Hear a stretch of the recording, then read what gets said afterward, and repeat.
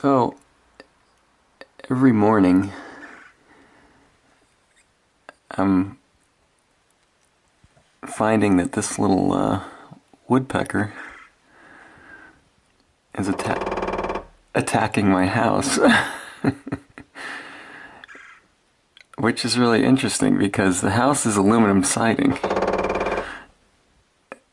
He can't get to the wood.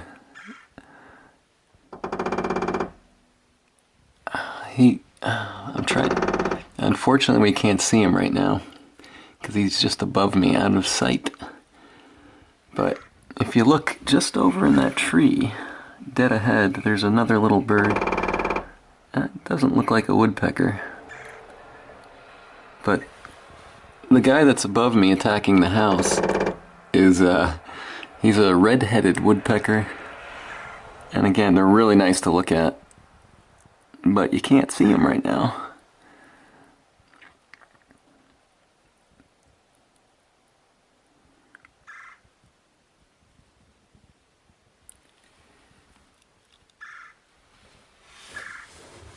Where is he?